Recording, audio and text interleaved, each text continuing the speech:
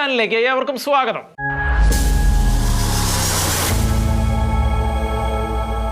കഴിഞ്ഞ 1.5 വർഷത്തിലധികമായി പശ്ചിമേഷ്യ യുദ്ധത്തിന്റെ കെടുതികളാൽ വലയുകയാണ്.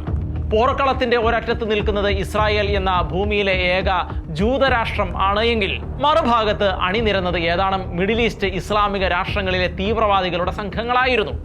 ജെറുസലേമിന്റെ തെക്കു പടിഞ്ഞാറൻ അതിർത്തിയിൽ സ്ഥിതി ചെയ്യുന്ന പലസ്തീനിലെ ഗാസ കേന്ദ്രമാക്കി ഇസ്രായേലിനെ കുതിര കയറുന്ന എന്ന ഏക ലക്ഷ്യത്തോടെ വിന്യസിച്ച് കിടക്കുന്ന ഇസ്ലാമിക ഭീകരവാദികളായ ഹമാസ് 2023 ഒക്ടോബർ 7 ഇസ്രായേലിലേക്ക് അതിക്രമിച്ച് കടന്ന് 1200-ലധികം യഹൂദന്മാരെ കൊല്ലുകയും 250ഓളം ആളുകളെ ബന്ദികളാക്കി പിടിച്ചുകൊണ്ടു പോവുകയും ചെയ്ത ഇടത്ത് തുടങ്ങിയ കലാപവും സംഘർഷവും ഇപ്പോഴും തുടരുകയാണ്.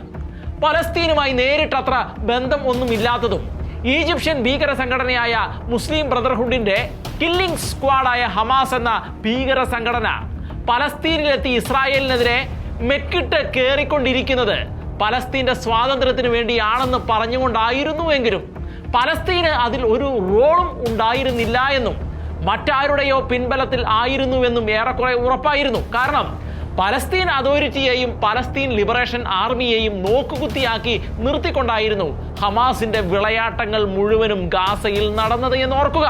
ഹമാസിന്റെ തൊട്ടുപിന്നിൽ ഇസ്രായേലിന്റെ നാശം ലക്ഷ്യം വെച്ച് മറ്റ് 2 തീവ്രവാദി കൂട്ടങ്ങളായിരുന്നു ലെബനോനിലെ ഹിസ്ബുള്ളകളും യമനിലെ ഹൂത്തികളും. എന്നാൽ ഇവരെ ഒന്നും ചെല്ലും ചെലവും കൊടുത്ത് തീക്കളിക്ക് ഇറക്കാൻ പോകുന്ന യാതൊരു ശേഷിയും ലെബനോന്റെയോ യമന്റെയോ കൈകളിൽ ഉണ്ടായിരുന്നില്ല എന്നുള്ളത് പച്ച പരമാർത്ഥവും വാസ്തവവുമാണ്. ഇവർ മാത്രമല്ല, പ്രാണരക്ഷാർത്ഥം റഷ്യയിലേക്ക് പോകുന്നതിന് മുൻപ് സിറിയയിലെ അസാദ് ഭരണകൂടവും ഇറാഖിലെ മിലീഷ്യകളും ഏതൊക്കെയോ തത്വസംഹിതകളുടെ അടിസ്ഥാനത്തിൽ ഇസ്രായേലിനോടുള്ള വൈരാഗ്യം ഉള്ളിൽ പേറി നടക്കുന്നവരായിരുന്നു. അതുകൊണ്ട് തന്നെ ഹമാസിനെതിരെയും ഹിസ്ബുള്ളക്കെതിരെയും ഹൂത്തികൾക്കെതിരെയും സിറിയയിലെയും ഇറാഖിലെയും മിലീഷ്യകൾക്കെതിരെയും വെസ്റ്റ് ബാങ്കിലെ തീവ്രവാദികൾക്കെതിരെയും പോർമുഖം തുറന്നു വെച്ചിരിക്കുമ്പോഴും ഇസ്രായേലിന്റെ കണ്ണുകൾ ജാഗ്രതയോടെ ഉറ്റുനോക്കിയിരുന്നത് ഭീകരതയുടെ തലതൊട്ടപ്പനെ പോലെ പശ്ചിമേഷ്യയിൽ നിലനിന്ന ഇറാൻ എന്ന ഷിയ മത രാഷ്ട്രത്തെ തന്നെയായിരുന്നു എന്നുള്ള കാര്യങ്ങൾ ഇപ്പോൾ വ്യക്തമായി വരികയാണ്. തങ്ങൾക്കെതിരെയുള്ള എല്ലാത്തരം കരുനീക്കങ്ങളുടെയും പിന്നിൽ പ്രവർത്തിച്ച കറുത്ത ശക്തികളായ ഇറാനെ ഒരിക്കൽ ഒന്ന് ഓങ്ങിവെച്ചതാണ് എങ്കിലും എല്ലാ കണക്കുകളും തീർത്ത് ഇറാന്റെ ചങ്ക് വലിച്ചു പറിക്കാൻ ഒരിക്കൽ കളത്തിലിറങ്ങേണ്ടി വരുമെന്ന് ഇസ്രായേൽ കണക്കുകൂട്ടി കാത്തിരിക്കുകയായിരുന്നു. ആ കണക്കുകൂട്ടലുകൾ തെറ്റിയില്ല. ഇസ്ലാമിക ഭീകരതയാൽ ലോകത്തെ മുഴുവൻ കിടുകിട വിറപ്പിക്കാമെന്ന് കരുതിക്കൊണ്ട് അണ്വായുധ നീക്കങ്ങളുമായി മുന്നോട്ട് നീങ്ങിയ ഇറാന്റെ നെറുകയിൽ തന്നെ പ്രഹരമേൽപ്പിച്ചുകൊണ്ട് ഇസ്രായേൽ ഇറാനുള്ള തിരിച്ചടി തുടങ്ങി വെച്ചിരിക്കുന്ന കാഴ്ചകളാണ് നമ്മളിപ്പോൾ മിഡിൽ ഈസ്റ്റിൽ കണ്ടുകൊണ്ടിരിക്കുന്നത്. എന്നാൽ ഈ ആക്രമണത്തിന് ഒരു വലിയ പ്രത്യേകതയുണ്ടായിരുന്നു. അത് ഇതുവരെ നടന്നത് വെറും അലസതയോടുകൂടിയ പോരാട്ടമായിരുന്നുവെങ്കിൽ ഇനി നടക്കാൻ പോകുന്നതാണ് അന്തിമ പോരാട്ടമെന്നും ഉറപ്പിച്ചുകൊണ്ട് ഇസ്രായേലിന്റെ സിംഹം ഉണർന്ന് എണീറ്റ് വരികയായിരുന്നു. അല്ലെങ്കിൽ യുദ്ധക്കൊതി മൂത്ത് ചോരക്കറ പുരണ്ട് കൈകൾ നീട്ടി ഇറാൻ സിംഹത്തെ മാടി വിളിച്ച് എഴുന്നേൽപ്പിച്ചു എന്ന് വ്യക്തമാക്കിക്കൊണ്ടാണ് ഓപ്പറേഷൻ ലയൺ റൈസിംഗ് എന്ന് പേരിട്ട ആക്രമണത്തിലൂടെ ഇറാനെ ഇസ്രായേൽ ഒരറ്റം മുതൽ അങ്ങേ അറ്റം വരെ പൊളിച്ചങ്ങനെ അടുക്കിക്കൊണ്ടിരിക്കുന്നത്. പോയ വാരത്തിലെ വെള്ളിയാഴ്ച ഇറാനിലെ ജനങ്ങളെല്ലാം സുഷുപ്തിയിൽ ആണ്ടുകിടക്കുമ്പോഴായിരുന്നു കാലങ്ങൾ നീണ്ട കണക്കുകൂട്ടലുകൾ അച്ചട്ടാക്കി ഉറപ്പിച്ചുകൊണ്ട് ഇസ്രായേലിന്റെ പോർവിമാനങ്ങൾ ടെഹ്റാന്റെ മുകളിലേക്ക് പറന്ന് എത്തിയത്. ടെഹ്റാൻ നഗരത്തിലും നഗരത്തിനു പുറത്തുള്ള അണ്വായുധ കേന്ദ്രങ്ങളിലും കൃത്യമായ ടാർഗറ്റോടെ സ്ഫോടനങ്ങൾ നടത്തിക്കൊണ്ടായിരുന്നു ഇസ്രായേൽ ആക്രമണങ്ങൾക്ക് തുടക്കം കുറിച്ചത്.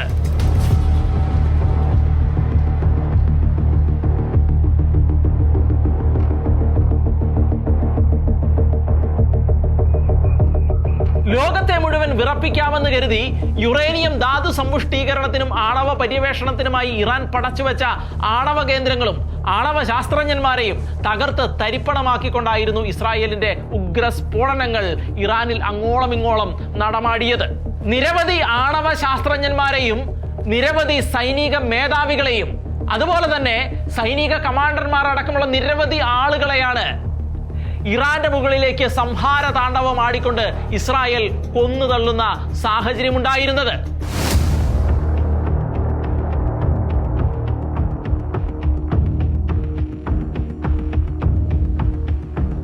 പശ്ചിമേഷ്യയിൽ വ്യാപകമായി തീവ്രവാദികളെ ഉൽപ്പാദിപ്പിച്ചിറക്കിയ തീവ്രവാദ ഫാക്ടറിയായ ഇസ്ലാമിക് റവല്യൂഷണറി ഗാർഡ്സിന്റെ ഉന്നത നേതാക്കന്മാരായ 7ഓളം കൊടും ഭീകരന്മാരെയും കൊന്നുതള്ളിക്കൊണ്ട് കൃത്യമായ ലക്ഷ്യങ്ങളിലും ഇസ്രായേൽ ആക്രമണങ്ങൾ നടത്തുകയുണ്ടായി.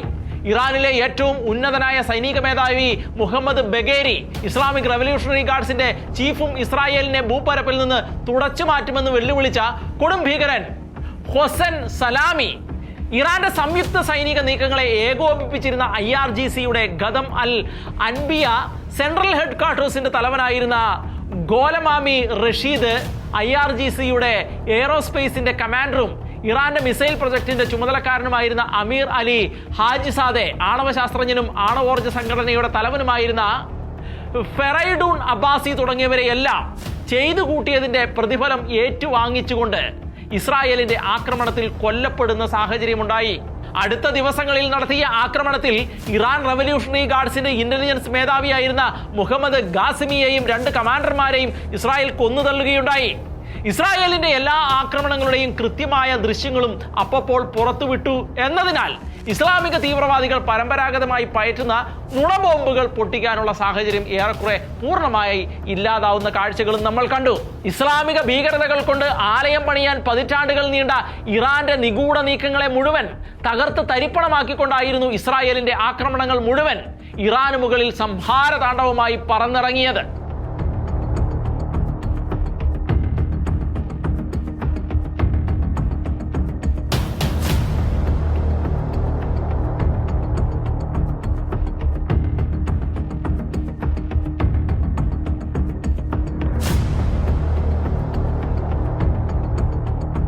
തങ്ങളുടെ രാജ്യത്തേക്കാൾ ആയിരക്കണക്കിന് കിലോമീറ്ററുകൾക്ക് അപ്പുറത്ത് 2 രാജ്യങ്ങൾക്ക് മീതെ കൂടി പറന്നു ചെന്ന് ലക്ഷ്യങ്ങളിൽ മാത്രം ആക്രമണം നടത്തിക്കൊണ്ട് അതെല്ലാം ഭേദിച്ച സയനിസ്റ്റ് ആക്രമണത്തിന്റെ മാസ്മരീകത ആരെയും വിസ്മയിപ്പിക്കുന്നത് തന്നെയാണ്.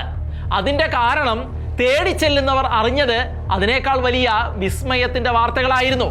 ടെഹ്റാനിലെ ഒരു 4 നില കെട്ടിടത്തിൽ ഇസ്രായേൽ അവരുടെ സൈനിക കേന്ദ്രം സ്ഥാപിച്ചിരുന്നു എന്നും അമ്പേ രഹസ്യമായി അവിടെ എത്തിച്ചിരുന്ന ഡ്രോണുകൾ ലക്ഷ്യത്തിലേക്ക് കുതിക്കുകയായിരുന്നുവെന്നുമുള്ള വാർത്തകൾ ഇപ്പോൾ ലോകത്തെ മുഴുവൻ അമ്പരപ്പിച്ചിരിക്കുകയാണ്.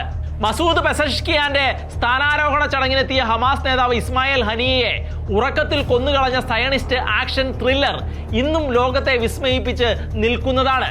ഹനിയ താമസിക്കുമെന്ന് ഉറപ്പുള്ള ആ ഹോട്ടലിലെ ജനാലയ്ക്ക് പുറത്തുള്ള ഒരു മരത്തിൽ ഇറാനിയൻ കണ്ണുകൾക്ക് പിടികൊടുക്കാതെ ചെന്ന് ബോംബ് സ്ഥാപിക്കുകയും അത് കൃത്യമായി പൊട്ടിച്ച് ഹനിയയെ ചാമ്പലാക്കുകയും ചെയ്ത ഇസ്രായേലിന്റെ ആക്രമണ രീതികളെ അണ്ടർ എസ്റ്റിമേറ്റ് ചെയ്ത ഇറാന് ഇപ്പോൾ കൊടുക്കേണ്ടി വന്നത് ഇത്തരത്തിലുള്ള കനത്ത വിലകളും ഒപ്പം കനത്ത നാണക്കേടും തന്നെയാണ്. മുന്നിൽ തിരിച്ചടികൾ മാത്രമേ പോംവഴിയായി ഉള്ളൂ എന്ന് തിരിച്ചറിഞ്ഞ ഇറാൻ കയ്യിൽ കിട്ടിയ ആയുധങ്ങളെല്ലാം പെറുക്കിക്കൂട്ടി കണ്ണും പൂട്ടി ഇസ്രായേലിലേക്ക് അയക്കുകയായിരുന്നു. ഇറാന്റെ ആക്രമണങ്ങളെല്ലാം അയൺ ഡോമിൽ തട്ടി ശിഥിലമായി എങ്കിലും ചില മിസൈലുകൾ ഇസ്രായേലിൽ പതിക്കുകയും 30ഓളം ജൂതന്മാർ കൊല്ലപ്പെടുകയും നിരവധി പേർക്ക് പരിക്കേൽക്കുകയും ചെയ്തു. എങ്കിലും കൃത്യമായ സന്നാഹങ്ങളോടെ കരുതി തന്നെ രംഗത്തിറങ്ങിയ ഇസ്രായേൽ ഇറാനെ ചുരുട്ടിക്കൂട്ടിയിരിക്കുക ആണ് എന്നുള്ള റിപ്പോർട്ടുകളാണ് ഇപ്പോൾ അവിടെ നിന്നും പുറത്തു വരുന്നത്. ഇറാന്റെ ആകാശത്തിന്റെ നിയന്ത്രണം പോലും കൈപ്പിടിയിൽ ഒതുക്കിയ ഇസ്രായേൽ അവർ തൊടുക്കുന്ന ആയുധങ്ങൾ അവിടെ തന്നെ വെച്ച് തവിടുപൊടിയാക്കിക്കൊണ്ടിരിക്കുകയാണ് എന്നും ഇപ്പോൾ റിപ്പോർട്ടുകൾ പുറത്തു വരുന്നുണ്ട്. ഇറാന്റെ മിസൈൽ ലോഞ്ചറുകളെല്ലാം ഇറാനിൽ തന്നെ ഇട്ട് ആക്രമിച്ച് നശിപ്പിക്കുകയാണ് എന്നുള്ള റിപ്പോർട്ടുകളും അവിടെ നിന്ന് പുറത്തു വരുന്നുണ്ട്. ലോകത്തിലെ ഏക ഷിയ മുസ്ലിം രാഷ്ട്രമായ ഇറാനെ പിന്തുണയ്ക്കാൻ സുന്നികളായ ലോകത്തിലെ ബഹുഭൂരിപക്ഷം ഇസ്ലാമിക രാഷ്ട്രങ്ങൾക്കും താല്പര്യം ഇല്ല എന്ന കാര്യം പകൽ പോലെ വ്യക്തമായിരിക്കുകയാണിപ്പോൾ. എന്നാൽ പ്രാണനിൽ കൊതിപൂണ്ട ഇറാന്റെ പരമോന്നത തീവ്രവാദി നേതാവ് ആയത്തുള്ള അലി ഖമേനി ബങ്കറിൽ നിന്ന് ബങ്കറിലേക്ക് പരക്കം പാഞ്ഞുകൊണ്ടിരിക്കുന്നതിനിടയിൽ ഈ മുസ്ലിം രാജ്യങ്ങളോടൊക്കെ പറഞ്ഞത് മുസ്ലിം രാജ്യങ്ങൾ ഒന്നിച്ചു നിന്ന് ഇസ്ലാമിക റിപ്പബ്ലിക് ഉണ്ടാക്കണമെന്നും ഇതൊരു 3ാം ലോക മഹായുദ്ധമായി കണക്കാക്കണമെന്നുമായിരുന്നു. എന്നാൽ ഖത്തറോ സൗദിയോ ഒന്നും ഖമേനിയുടെ വാക്കുകൾക്ക് ചെവി കൊടുത്തില്ല എന്നുള്ളതാണ് യാഥാർത്ഥ്യം. അതുമാത്രമല്ല, യുദ്ധം ശക്തമായാൽ അമേരിക്കയ്ക്ക് ഒപ്പമല്ലാതെ നിൽക്കാൻ സൗദിക്ക് ഒട്ട് കഴിയുകയുമില്ല എന്നുള്ളതാണ് സാഹചര്യം. എന്നാൽ തീവ്രവാദത്തിന്റെ സഖ്യതയിൽ ഏറെക്കുറെ സമാനമായതിനാൽ പാകിസ്ഥാനും ഇന്ത്യക്കെതിരെ പാകിസ്ഥാനെ സഹായിച്ച തുർക്കിയും അരമനസ്സോടെ ഖമേനിക്കൊപ്പം ഉണ്ടായിരിക്കാം എന്നും റിപ്പോർട്ടുകളുണ്ട്. എന്നാൽ ഇതൊന്നും തീവ്രവാദികളുടെ സ്വപ്ന ലോകത്ത് ജീവിക്കുന്ന കേരളത്തിലെ ചില തീവ്രവാദി മാനസന്മാർക്ക് ഒരു വിഷയമേ അല്ല എന്നുറപ്പിക്കുന്ന വിധത്തിലായിരുന്നു അവരുടെ ചില പ്രഹസനങ്ങൾ നമ്മൾ ഇവിടെ കണ്ടത്. ചാനലുകളിലെ ട്രയാങ്കിൾ ചർച്ചയിലും ന്യൂസ് റൂമിലും പിന്നെ പത്രത്തിന്റെ ഏടുകളിലും സോഷ്യൽ മീഡിയ വാളിലും അവർ വർദ്ധിത വീര്യത്തോടെ ഇറാൻ തിരിച്ചടിക്കുകയാണ് എന്നും മൊസാദിനെ അടക്കം തകർത്ത് തരിപ്പണമാക്കിയെന്നും ടെൽ അവീവിനെ കത്തിച്ച് ചാമ്പലാക്കിയെന്നും ഇറാന്റെ ശക്തിക്ക് മുന്നിൽ ഇസ്രായേൽ വിറച്ചു നിൽക്കുകയാണ് എന്നും നെതന്യാഹുവിനെ നാടുകടത്തിയെന്നും അങ്ങനെ മനസ്സിലെ ആഗ്രഹങ്ങളെല്ലാം വിളിച്ചു പറഞ്ഞുകൊണ്ട് തെല്ലും ആശ്വാസവും അല്പം മാനസിക സുഖവും കണ്ടെത്തി വിടിച്ചിരി ചിരിച്ച് സായുജ്യമടയുന്ന കാഴ്ചകളാണ് കേരളം കണ്ടത്. എന്നാൽ ഇത്തരം വ്യാജ പ്രചാരണങ്ങളെ പുച്ഛിച്ച് തള്ളിക്കൊണ്ട് ആക്രമണത്തിൽ തകർന്ന തെക്കൻ ഇസ്രായേലിലെ സൊറോക്കോ ആശുപത്രിയിലെത്തിയ പ്രധാനമന്ത്രി ബെഞ്ചമിൻ നെതന്യാഹു അവിടെ കൂടിയ ഇസ്രായേലിയരുടെ ഇടയിൽ അവർക്ക് സാന്ത്വനമായി നിന്നതോടെ കേരളത്തിലെ ചില മാധ്യമങ്ങളുടെ എല്ലാ നുണക്കഥകളും ചീറ്റിപ്പോവുകയായിരുന്നു. We're targeting military sites. We're targeting nuclear sites. We're targeting missile sites. They're targeting a hospital. In this hospital, there are patients who are immobile. They can't even move. Right next to it is a children's ward, a baby's ward, infants. They're targeting civilians because they're a criminal regime. They're the arch terrorists of the world. They want to have nuclear terrorism, which will put the entire world under nuclear blackmail, and they would use these weapons. That's what the Ayatollah Khamenei says that he would do. He would use these weapons to wipe Israel off the map. Well, he's not going to. ലോകത്തിലെ ഏറ്റവും വലിയ ഇസ്ലാമിക മാധ്യമമായ അൽ Jazeera പോലും കൊടുക്കാൻ മടിക്കുന്ന തരത്തിൽ ഇറാനെ വാഴ്ത്തിപ്പാടി പൊക്കി ഉയർത്തി അവരെന്തോ വലിയ സംഭവമാണെന്ന് കൊട്ടിഘോഷിക്കാൻ തുനിഞ്ഞിറങ്ങിയ മാധ്യമ ശിങ്കങ്ങളുടെ സ്കിന്നിന്റെ തിക്നെസ്സിനെ കുറിച്ചും ഉളുപ്പില്ലായ്മയെക്കുറിച്ചും ഗവേഷണത്തിനുള്ള സ്കോപ്പ് തന്നെ ഉണ്ട് എന്ന കാര്യത്തിന് രണ്ട് പക്ഷമില്ല. അത്തരം മാധ്യമ വ്യവകലനങ്ങളെ കുറിച്ച് സാമൂഹ്യ നിരീക്ഷകനായ അഡ്വക്കേറ്റ് ജയശങ്കർ നടത്തിയ നിരീക്ഷണങ്ങൾ ഇരുത്തി ചിന്തിപ്പിക്കുക മാത്രമല്ല ചിരിപ്പിക്കുക കൂടി ചെയ്യുന്ന ഒന്നാണ്. അപ്പോൾ ഇറാൻ്റെ അതിഭയങ്കരമായ തിരിച്ചടി തുടങ്ങിക്കഴിഞ്ഞു. ഇസ്രായേലിൻ്റെ ബോംബാക്രമണത്തിൽ എത്ര ആൾ മരിച്ചു എന്നുള്ളതിൻ്റെ കണക്കൊന്നും കൃത്യമായിട്ട് വന്നിട്ടില്ല. ഇനി ഇവരുടെ ആക്രമണത്തിൽ ഇസ്രായേലിന് വല്ലതും പറ്റുമോ? നേരത്തെ പറഞ്ഞ പോലെ ടെൽ-അവീവ് ചാമ്പലാക്കാനായിട്ട് ഖമേനി ഉത്തരവിട്ടിട്ടുണ്ട്. അത് ചാമ്പലാവോ അതോ ചാമ്പയ്ക്കാവോ നമുക്കറിയില്ല. ഇനിയിപ്പോൾ എണ്ണ വില കൂടുമോ? എണ്ണയുടെ വില കൂടിയാലും പിണ്ണാക്കിൻ്റെ വില കൂടും, അതും അറിയില്ല. പണ്ടൊക്കെ ഈ പശ്ചിമേഷ്യയിൽ യുദ്ധം ഉണ്ടാകുമ്പോൾ നമ്മൾ ഭയപ്പെടുന്ന ഇതാണ്. അവിടെ യുദ്ധം നടക്കുമ്പോൾ ഇവിടെ ഡീസലിന് വില കൂടും, പെട്രോളിന് വില കൂടും, ക്രൂഡ് ഓയിലിന് വില കൂടും, പിന്നെ കോട്ടെണ്ണയ്ക്ക് വില കൂടും, ആവണക്കെണ്ണയ്ക്ക് വില കൂടും, മരോട്ടി എണ്ണയ്ക്ക് വില കൂടും, വെളിച്ചെണ്ണയ്ക്ക് വില കൂടും. ഭയങ്കര പ്രശ്നമാണ്. അതിന് എണ്ണ പ്രതിസന്ധി എന്ന് പറയുന്നത്. അപ്പോൾ അങ്ങനെ ഒരു പ്രതിസന്ധിയിലേക്ക് രാജ്യം വീണ്ടും പോകുമോ നമുക്കറിയില്ല. എല്ലാ കാലത്തും ഇസ്ലാമിക തീവ്രവാദികളുടെ പക്ഷത്ത് മാത്രം നിലകൊള്ളുന്ന സംഘടനകളാണ് കേരളത്തിലെ ഇടതുപക്ഷവും വലതുപക്ഷവും അവരുടെ പോഷക സംഘടനകളും. ഇസ്രായേൽ ഹമാസ് യുദ്ധത്തിൽ ഹമാസിനൊപ്പം അണിചേർന്ന് അവർക്ക് വേണ്ടി പ്രക്ഷോഭങ്ങൾ സംഘടിപ്പിച്ച അവർക്ക് ഹമാസിനെ തീവ്രവാദികൾ എന്ന് വിശേഷിപ്പിച്ചതുപോലും അൺസഹിക്കബിൾ ആയിരുന്നു. നെതന്യാഹുവിനെ വെടിവെച്ച് കൊല്ലണമെന്ന് ഒരു നേതാവ് ആക്രോശിച്ചപ്പോൾ ഹമാസ് എന്തു തന്നെ ചെയ്താലും അവർ നിരപരാധികളാണ് എന്നായിരുന്നു നിലമ്പൂരെ പൂമര സഹാവിന്റെ ഒരു ഇത്. ഏതായാലും ഇവരെല്ലാം ഇറാനെയും പിന്തുണച്ച് വാചക കസർത്ത് നടത്തിയപ്പോൾ കേരളത്തിലെ മുഖ്യമന്ത്രിയും മന്ത്രിയും പറഞ്ഞത് ഇസ്രായേൽ തെമ്മാടി രാഷ്ട്രമാണ് എന്നും റൗഡി രാഷ്ട്രം ആണ് എന്നും ആയിരുന്നു. ഇസ്രായേൽ പണ്ടേ ലോക തെമ്മാടിയായിട്ടുള്ള ഒരു രാഷ്ട്രമാണ്. ലോകത്ത് സാധാരണഗതിയിലുള്ള ഒരു മര്യാദയും പാലിക്കേണ്ടതില്ല എന്ന നിലപാട് അംഗീകരിച്ചു പോകുന്ന ഒരു രാഷ്ട്രമാണത്. എന്തുമാകാം, അമേരിക്കയുടെ പിന്തുണയുണ്ട് എന്ന ധിക്കാരപരമായ സമീപനമാണ് എല്ലാ കാലത്തും ഇസ്രായേൽ സ്വീകരിച്ചിട്ടുള്ളത്. ഇപ്പോൾ അത്യന്തം സ്ഫോടനാത്മകമായ വിവരങ്ങളാണ് ഇന്ന് കാലത്ത് വന്നു കഴിഞ്ഞിട്ടുള്ളത്. അതാണ് ഇറാന് നേരെ നടത്തിയ ആക്രമണം. അത്തരമൊരു ആക്രമണത്തെ ഒരു തരത്തിലും ന്യായീകരിക്കാൻ കഴിയുന്നില്ല. അത് നമ്മുടെ ലോകസമാധാനത്തിന് അങ്ങേയറ്റം ഭീഷണമായ അന്തരീക്ഷമാണ് ഉണ്ടാക്കുക. അപ്പോൾ സമാധാനകാംക്ഷികളായ എല്ലാവരും ഇതിനെ എതിർക്കാനും അപലപിക്കാനും തയ്യാറാകണം എന്നതാണ് പൊതുവെ പറയാനുള്ളത്.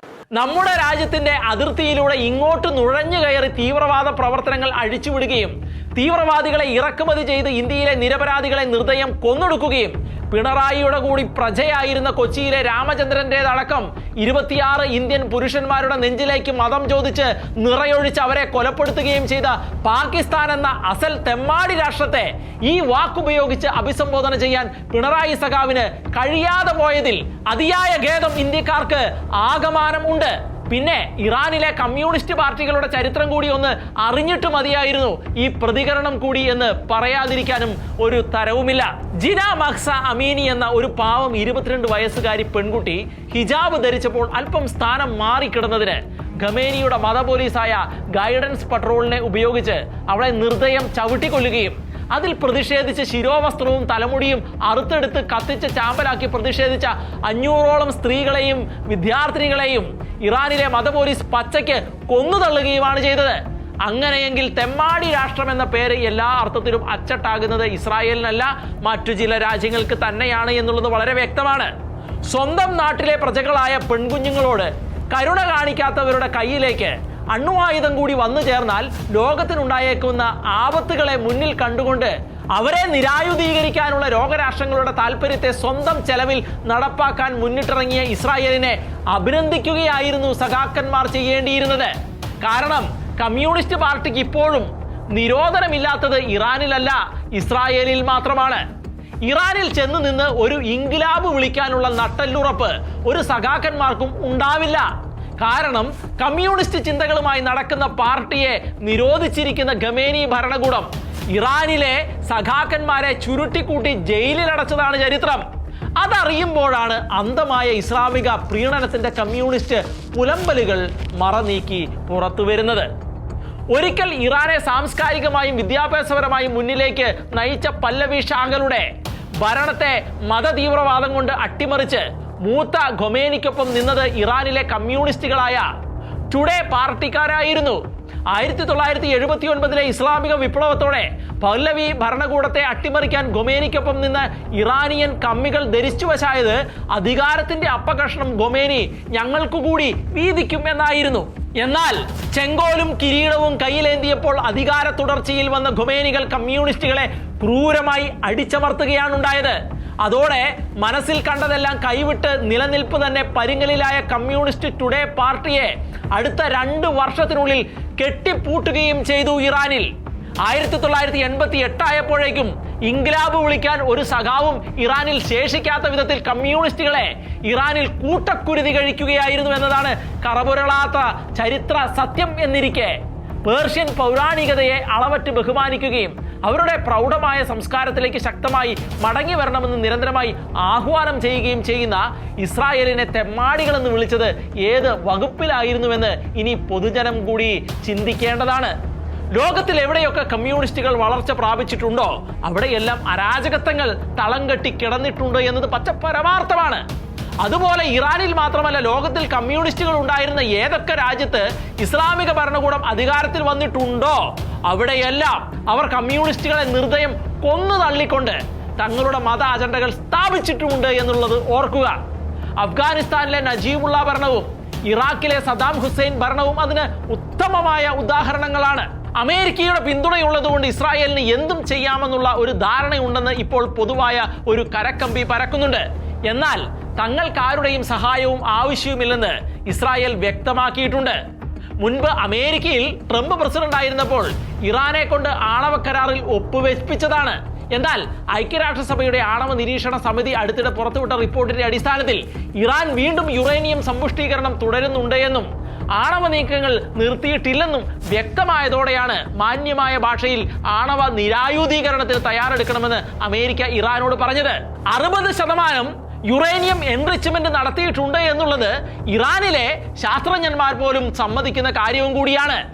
അതിന്റെ പേരിൽ ഒരു 6 ഘട്ട ചർച്ചകൾ പോലും അമേരിക്ക മുൻകൈയെടുത്ത് നടത്തുകയും ചെയ്തിരുന്നു. അടുത്ത ചർച്ചയ്ക്ക് തീയതിയും തയ്യാറാക്കിയിരുന്നു. എന്നാൽ പറഞ്ഞത് പ്രാവർത്തികമാക്കി ഇസ്രായേൽ കളത്തിലിറങ്ങിയപ്പോൾ അത് അവരുടെ വിഷയം മാത്രമാണ്, അവർ തമ്മിൽ തീരുമാനിക്കട്ടെ എന്ന് പറഞ്ഞിട്ടാണ് കാനഡയിൽ നടക്കുന്ന G7 ഉച്ചകോടിയിൽ പങ്കെടുക്കാൻ ട്രംപ് പോയത്.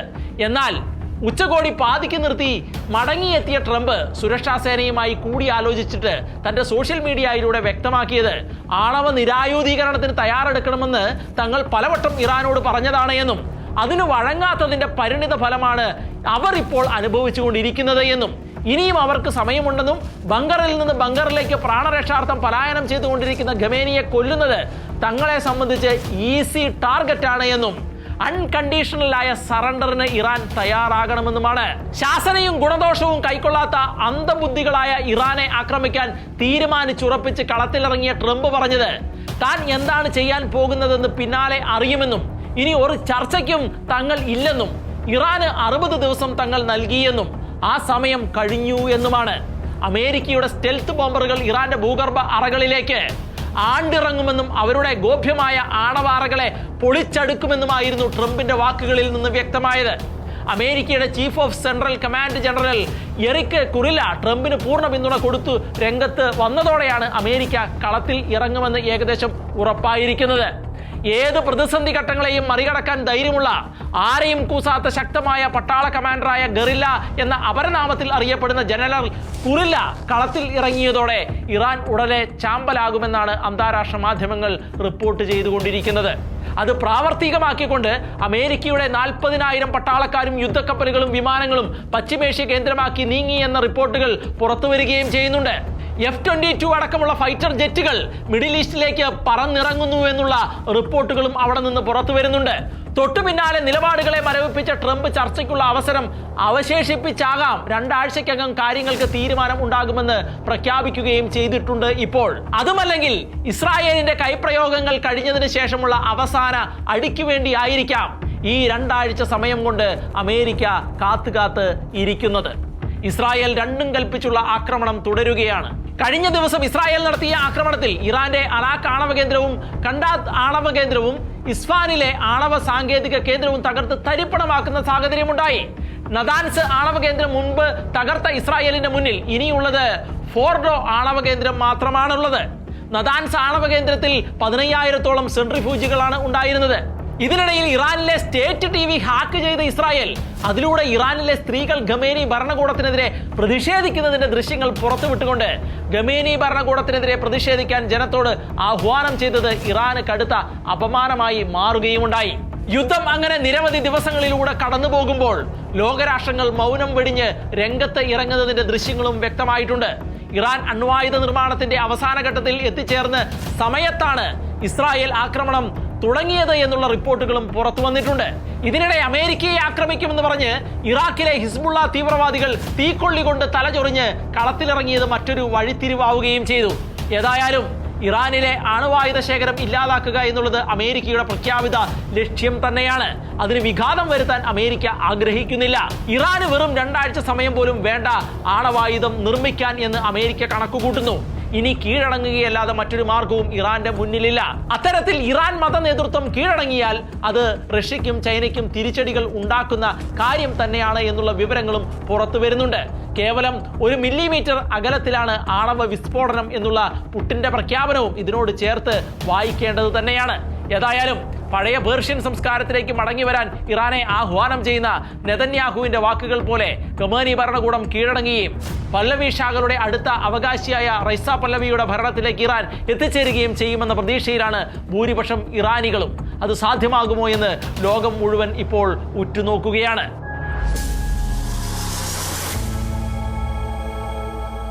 ന്യൂസ് സ്കാൻ സമാപിക്കുന്നു. ഇനി അടുത്തയാഴ്ച.